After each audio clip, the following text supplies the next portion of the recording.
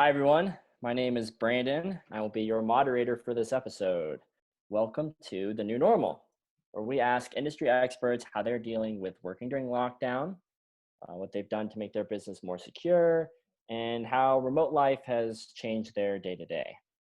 This is a loosely structured, friendly conversation where we cover everything from business-related recommendations to your funniest Zoom stories, funniest work-from-home stories, whether you get caught working in your underwear.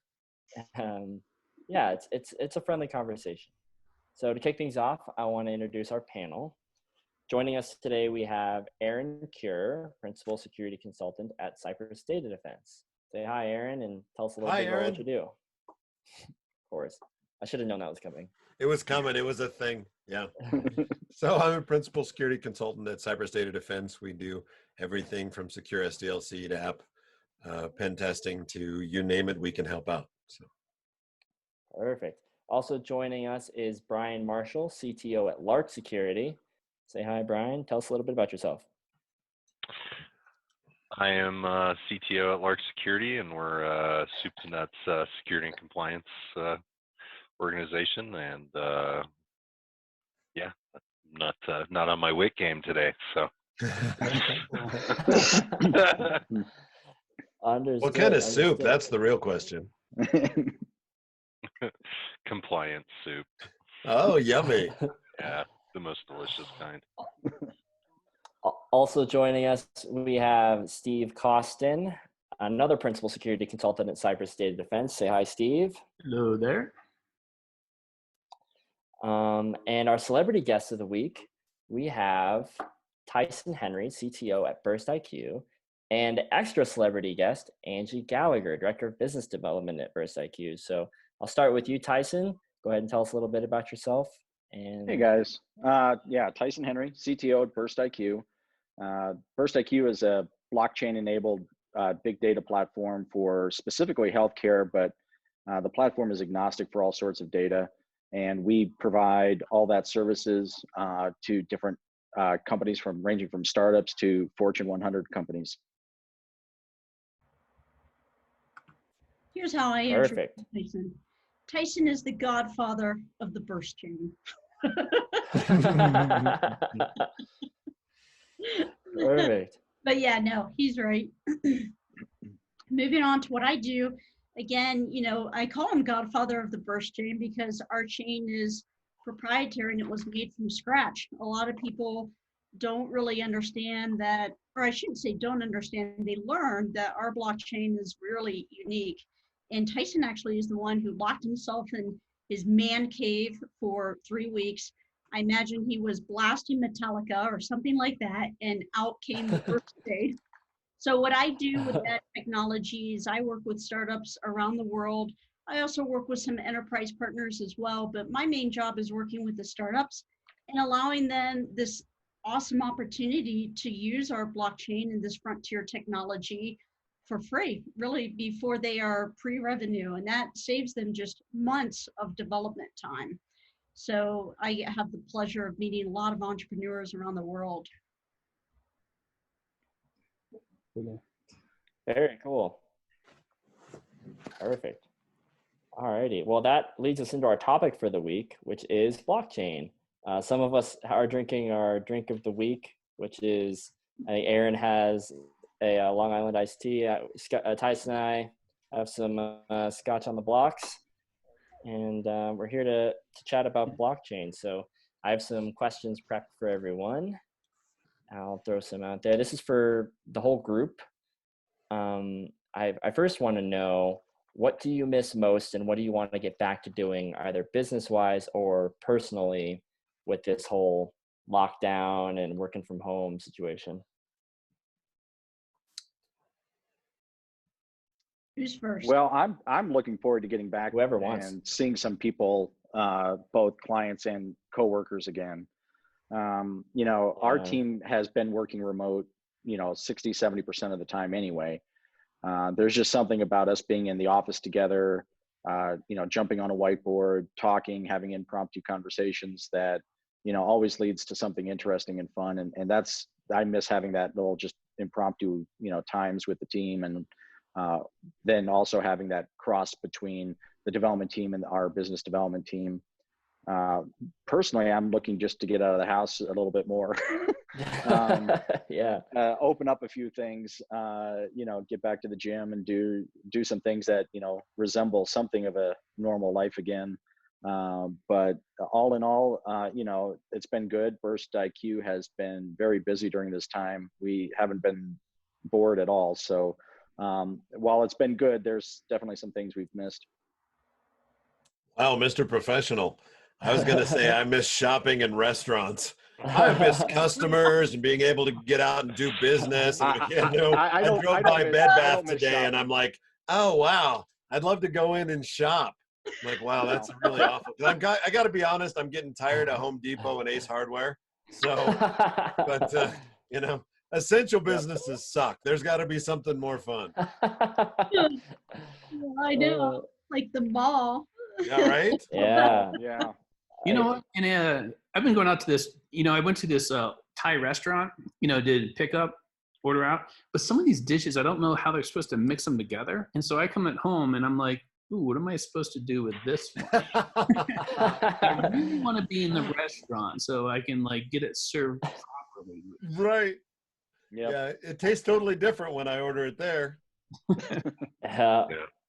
But Tyson, you mentioned going out to the gym and stuff, and it's just like, yeah, I got a call from my jiu-jitsu school this week, and they're like, yeah, even if they start allowing anything, it's like rolling around on a mat with somebody is probably not going to happen for a long time. Yeah. Physical contact.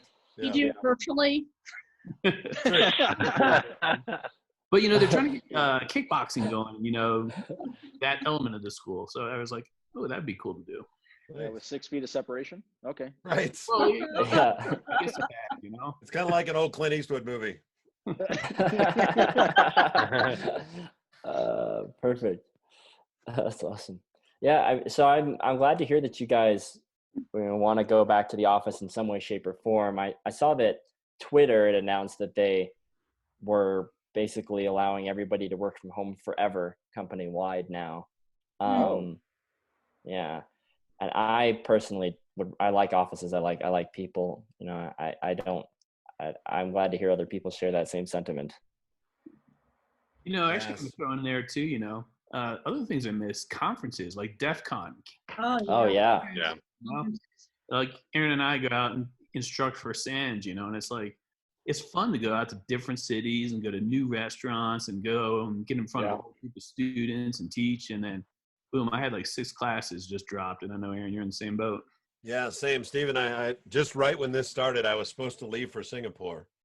And 3 days later, they're like, hey, just so you know, we're not doing that. I'm like, okay. Oh, yeah. And then I missed Singapore. I missed Berlin. I missed one in Maryland. I missed one in. So there's just all of these things. It's like, oh, I was looking forward to, there's a few places we kind of tend to hit the same spots over and over. So we have the same favorite restaurants in each of these cities. It's like, oh, I'm going to go there and I'm going to get that whenever Steve goes to Dallas. He has a steakhouse that he just loves. And so it's just like, oh man, can't go. So. Well, you got to go to Babes if you're going to Dallas. Yeah. Oh yeah. What's the name of the place? Is that like Babes. the Dallas version of Hooters? Nope. As much as it sounds like it is, it's right. It's this home style chicken place, and the menu is chicken or chicken fried steak. Those are the only 2 things. That's it. Nice. The sides they pick for you, and it's all you can eat. So just walk in and you order, and it's some of the best food I've ever had. So anytime I'm in Dallas, it's Babes. 2 things, they do it really well. Yep, that's exactly right.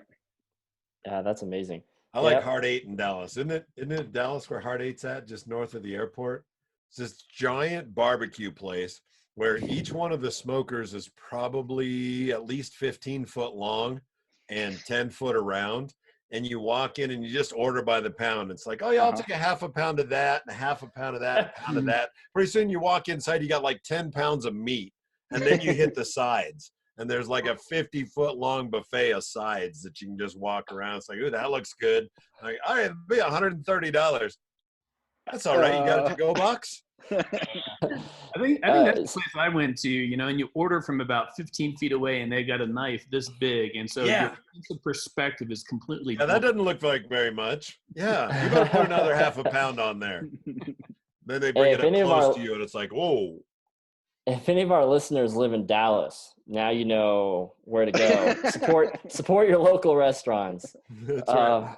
Yeah, I'm sure we could talk. I know we could talk about restaurants for the rest of the podcast, but I'll move on. I miss them too. I find myself watching the Food Network more than ever now, just because I missed restaurants. Yeah, so I wanted to touch on kind of what each of your companies do. So I'll start with BurstIQ. How can the Burst chain and BurstIQ in general help people and businesses in our new climate with lockdown and the economy and everything? Well, you know, about a month and a half ago, right after all of this kind of exploded mid-March, BurstIQ's platform is built around data ownership and consent.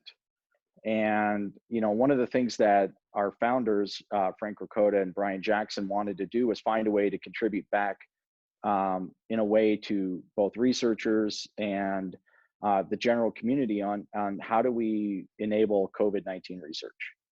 And using, excuse me, using the platform, what we did is we enabled a network of community people to put data on the network, consent data to be shared across. People can then, you know, create data products and derivative works and contribute them back. And then if they want to, they can share that data to whomever they want. BurstIQ can help enable that.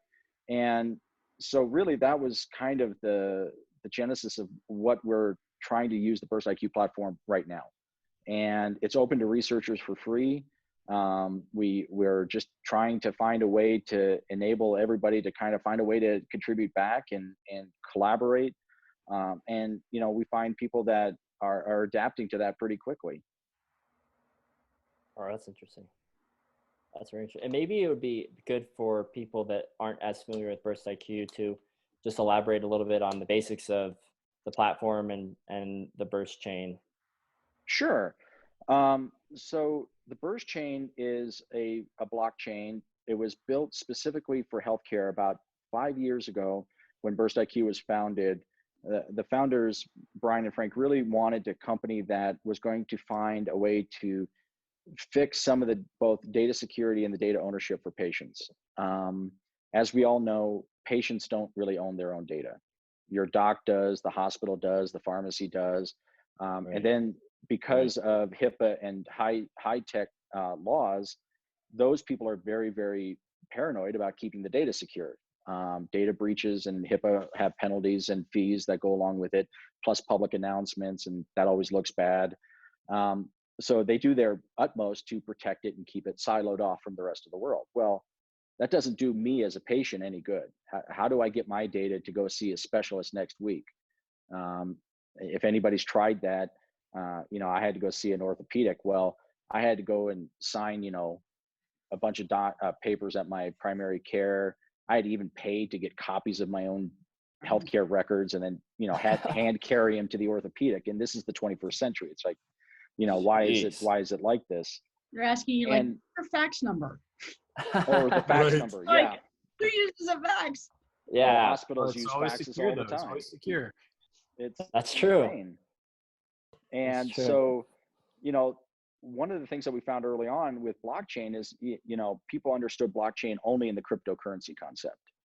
And, you know, the Ethereums, the Bitcoins of the world, primarily at that time. There's certainly a lot more now. Kodak. Yeah. And so, you know, we really needed to find a way to put data on chain and unlock it in a way that enterprise people were used to using data at speed. You can't expect, you know, data to go to a blockchain and take hours or maybe, heaven forbid, days to get adjudicated and properly put on the chain for use. It's just not going to work. And so we took a lot of different approaches, and it was certainly more than 3 weeks, Angie. But we, what we came out with was a permissioned private blockchain that met the HIPAA security standards that kept data on chain, and then enabled this thing called a self-aware data object that really wraps ownership. So even though this hospital may be tracking your data, and they may be the application above it, and they may be taking, you know, your procedures and your diagnostic codes and all this other information, the data is attributed to me as an owner. So it breaks down the centralization that a database administrator owns the data. Because with that Oracle and Postgres, it's not me that owns the data. It's not even the application. It's, you know, a handful of DBAs who decide who gets access and who doesn't.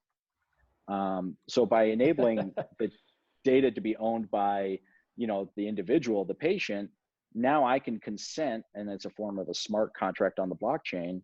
This consent then can be written for a period of time or indefinitely. I can revoke it.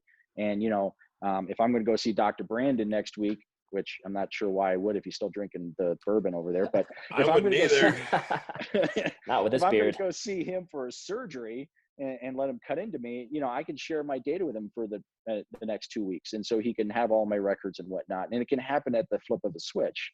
And so that's underlying what a blockchain enabled platform at BurstIQ does. And it's data agnostic. So we actually fit with other verticals, and we've talked to Department of Energy and FinTech and other types of industries on how they can leverage it. But it was primarily built around the idea of healthcare and enabling the patient to own and control their data. Absolutely. Wow, that's very cool. Aaron actually shared with me a funny story the other day, and I had to look this up, but this is true. In Farmingdale, a New York-based beverage maker, Long Island Iced Tea, they changed their name to Long Blockchain Corp, and their stock skyrocketed by 200%. Yep, they did that about 3 years ago. Yeah, so it sounds like you guys have really found a way to differentiate yourself from everyone that just wants to be in the blockchain framework. But is there anything else that you think would be worth noting that kind of separates you from other people in the space? Well, Angie, what do you think? Yeah, you know, there's one part that's biased, and then there's another part where it's like, you know, Dwayne from The Office, fact. Right? Oh, yeah. So, you know, it's, you know, I've been with BurstIQ a little over a year now, and I can't say how much I'm proud of this team and proud of the vision that Frank and Brian had. And then, though it may have taken more than 3 weeks, let's stick with the Metallica blasting, okay? that and tequila was involved, just so you know. Oh, good. I'll add that to the There you go. If tequila's not involved, it's not a party. Yeah. But on, you know, with the numerous meetings that we're with, and a lot of them I'm with Amber Hartley, I have a story in that we were part of this consortium. Without getting into the details, there's about 10 companies. And as we were working together for an HIE proposal of a country, that as Amber is explaining the capabilities of our technology, the CEO of a mid-sized company was like, wait, hold on. So you're telling me that your chain can do this, and this? And a lot of times when people hear what the capabilities are of our technology, it's almost as if they can't even believe it. Would you say, Tyson, you experienced that too? I experience that all the time. And you know, what I find with, you know, the vision of Frank and Brian, and then also with Tyson's mastery of creating it, they wanted something that was extremely efficient. And if you're going to be efficient, it has to be very flexible. But not only very flexible, but extremely secure. So a lot of times when we explain what the capabilities are, people can't even believe it. What are? I believe it because it's true. What are some of those? Do you guys have some favorite use cases or things that you've solved for customers that you can talk about? I can jump on a few. From the startup standpoint, we had a couple of startups say to me that we saved them at least 10 to 12 months of development time. So from a new application standpoint, building allows them, being able to build it quicker. That's 10 months that they saved in terms of hitting the market, getting revenue, right? Versus being money just going out. And it allowed them to go to market quicker. It'll also allow them to offer a lot more products and services because of the chain. Then, of course, that's one thing that I hear consistently is how fast it is and allows them to hit the ground running. And then, of course, we have, what I consider our startup superstar story of Empiric Health, which Tyson was involved with that. Tyson, anything to elaborate on what he was asking about? Yeah, I mean, the ability to start up fast is one thing, but one of the aspects that draws people to the platform, especially small companies and even large companies that are trying to redo their data architecture, is the BurstIQ platform's on a SOC 2 Type 2 accredited platform. And so, anybody, you guys on the call here certainly know what that entails and what that means. And, that's an approximately 12-month effort to get that off the ground. And, that's just kind of party stakes for any kind of medical information. I mean, any hospital system you go into or any kind of medical data you're going to handle, that's kind of the ticket to get in the front door with them. And, we've had to go through security audits at multiple places. We hand them that. We walk through their security audit.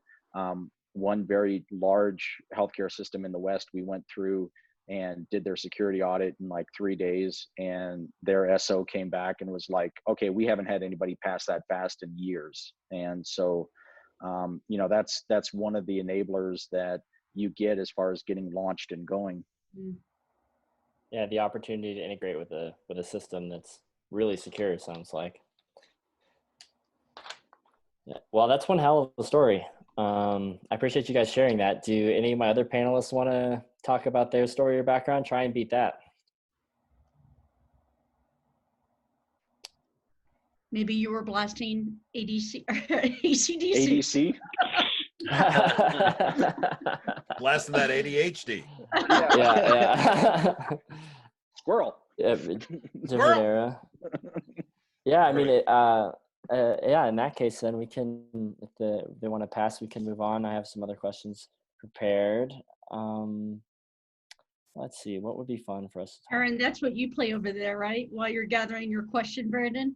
Absolutely. You rock out to heavy metal over there? Yeah, on my acoustic. Yeah, I just like to do a little bit of, a little AC/DC, a little bit of Poison, acoustic slow versions, the elevator music style. Right. The Muzak. Muzak, yeah, there it is. That's funny. They're not just decorations there, Aaron? No, I actually took one down the other day. I told you on the last one that I actually tuned it. So I was there you go. with it. I've actually been playing the bagpipes more than I have the guitars lately. So. Oh my gosh. Yeah. As mentioned in the last episode, Aaron bought electric bagpipes. That's how electric bagpipes. Hobby. Yeah, because real bagpipes are loud and annoying, but electric bagpipes have headphones. So my family allows me to play them. So if we could bring up the electric bagpipes on every episode of this podcast, I think that would be a good goal for us. I think it's reasonable, Brandon, and I like that it comes up organically. I don't want to have to bring it up, but if we can get every guest to bring it up, I think it's fantastic. If you've ever seen this TV series Psych, yeah. If you've ever seen the TV series Psych, there's a pineapple in every episode. In every episode, yeah. Yeah, it's their little hidden thing. Okay. Well, we'll have to edit this part out so that people don't know the secret behind the sauce for when we're hundreds of episodes deep. That's perfect. Well, Brian, why don't you talk a little bit? I know Nick isn't here, and he's usually the guy that talks about Lark security, but I think he's the fun one. He's the fun one. That's why we had to get rid of him, quite honestly. But you're the pretty one, so it's a trade-off. There you go. Lies. That might be a lie. I think I've seen both of them enough. I was trying to help him bring his image back up, Brandon. Gosh. If you give a little background into Lark security and there's definitely some tie-ins there with health tech and what you guys do. I think that would be good for everyone. Yeah, absolutely. So we're probably first and foremost for healthcare, we're a high trust assessor firm, which we consider to probably be one of the highest bars of certification to the HIPAA standard, or really to any other compliance standard that you need to hit. And we've been high trust assessors since 2017, I believe. And Wow. or no, I'm sorry, 2018. How the years fly. Liar. Wow. You This is being recorded Aaron for told me it was posterity. pretty, and I just started getting carried away with the facts. Fake news. Fake news. Fake news. Yeah. That's right. So yeah, and that actually our interest in high trust was born out of a relationship with a healthcare system that is doing artificial intelligence research on medical healthcare records, and so we have a lot of experience with particularly large hospital systems that are very reticent to let any medical records go out the door or have anybody access their medical records, let alone negotiate the ability to access all of the medical records, right? That usually requires a lot of hoops to get through.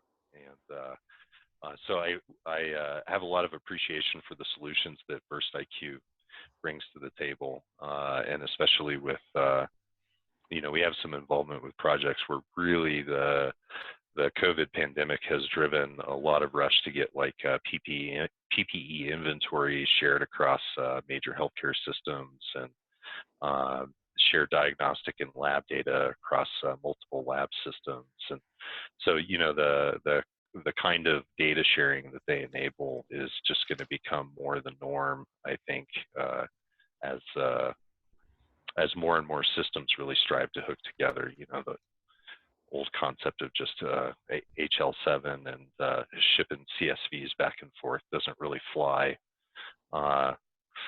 Yeah. And how today needs to conduct business. So. Yeah. So yeah.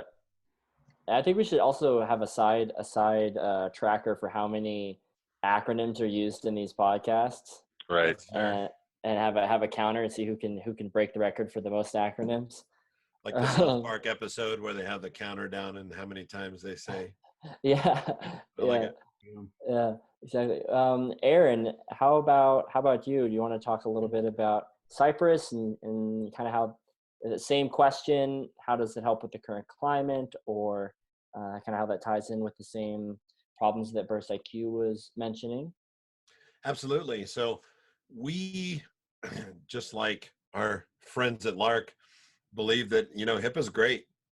The whole high trust certification is fantastic. It's just like PCI, right?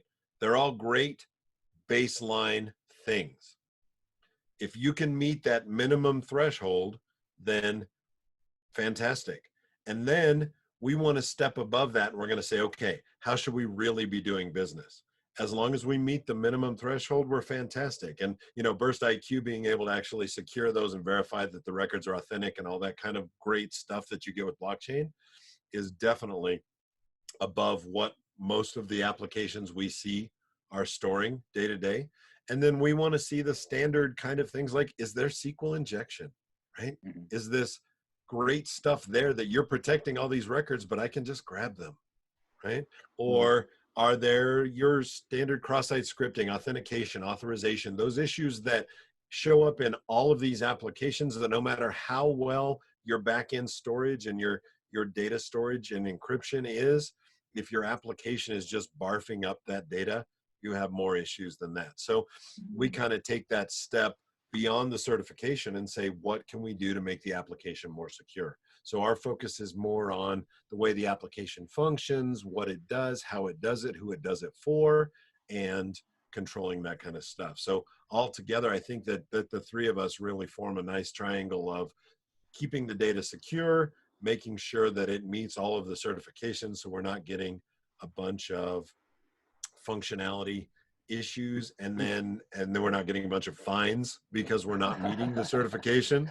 And then we, and then actually making sure that the application is secure. And one of the best things that we do along that line is we have a secure SDLC product that constantly checks for those kind of vulnerabilities every time you check in code. So when you're stuck in your 3-week Metallica sitting in a dark room writing code section, every time that you commit code, we're looking at that code and saying, hey, you might want to take a look at this. This is important. And pulling those kinds of things together. So that's really cool. Products all together, all three make a beautiful piece that we can put together. Oh, that's very cool. Way to sum that up, Aaron. Thank you. Good job. That's what I do. Gold star. I'm not just a pretty face. That's Steve's job. I thought that was my job. All right, oh yeah, Steve, I'm the funny up. one. Brandon's the pretty one. Steve, what do you do? Yeah. I sit on the couch. What do you do? He's there to make fun of you, Aaron. Yeah, that's fair. Oh, that's great. Alrighty. Yeah, how are we doing on time here? I want to be respectful of everyone's time. I know. Well, at least somebody is. Brian. Yeah, Brian. Yeah, Brian may or may not have been. I'm going to be shamed the whole hour. Yeah, Mr. I choose to pick customers over these random people on a podcast. How dare you? How dare you? How dare you? Man, it's just corporate greed at its finest, I'll tell you. Right? Sadly, Commerce over comedy. Sadly, when I say they needed me at the hospital, it doesn't have nearly the weight as like when a doctor says it or something like That's that. That's right. Paging Dr. Marshall, Dr. Marshall. Yeah, literally, it's never been said. Well, all the action items go to the last guy to join the meeting. That's true. Yeah. Right. Oh, that's true. Hey, that's We've assigned you 7 policy. things for the next podcast. So. That's Wait, a what's perfect my policy. assignment? You don't want to know. Later, you're fine. Yeah, you don't want to know. You'll be You have to getting pick your the drink of the invites week for for the next new week. time. I love it. Well, perfect. Yeah, I think that's good. We can wrap up today. I want to be respectful of everyone's time. Thank you so much to the BurstIQ team for joining us. It was so awesome to chat with you guys. Thank you, Angie. Thanks for having us. Tyson. Yeah, absolutely. Welcome back at any time. This has been the new normal. We do these episodes every other Thursday, so watch out, everyone. Angie's giving me the fun Zoom clap response. Zoom clap. Thank you. Is that you like for the a golf applause. clap now? You can't even hear it, You just need the Zoom prom clap. wave. The Broadway, yeah. There you go. Perfect. Man. All right. Yeah, thank you so much. Welcome back anytime, but this has been the new normal. Goodbye, everyone.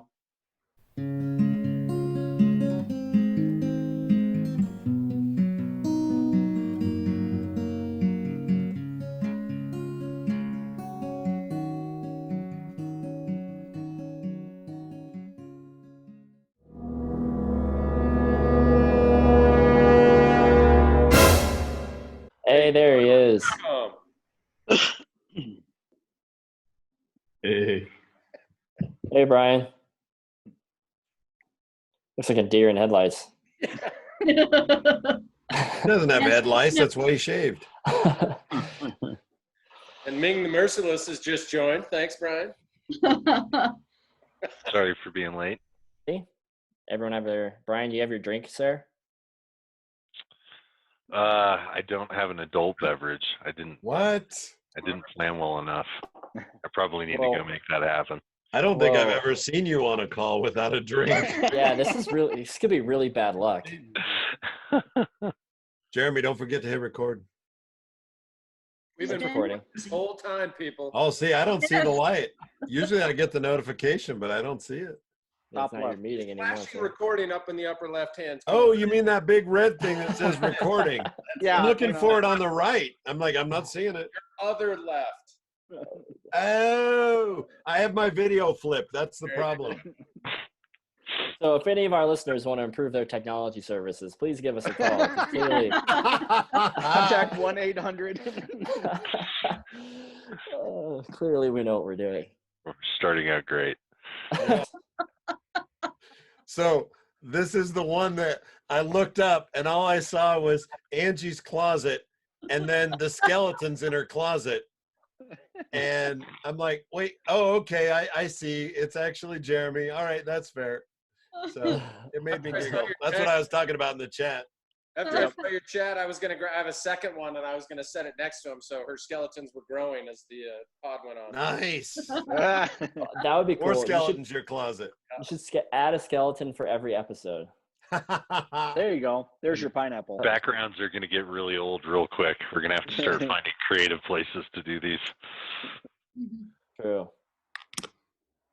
I tried a new background earlier with Brandon and Jeremy, but they got all upsetty about it. Yeah, that's very true. Eric took a Zoom call from perhaps suspected in his bathroom.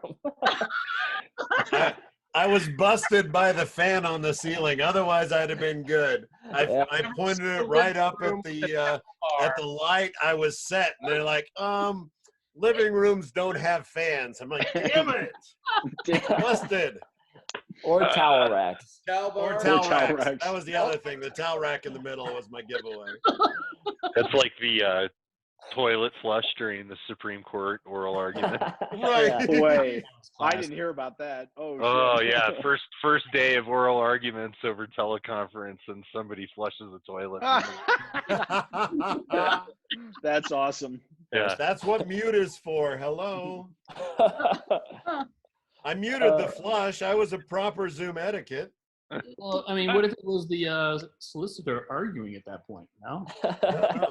I have to say, I think the solicitor's argument really stinks. Yeah. the opposing side interjecting sound effects. Hashtag dad joke right there. That's right. Yeah.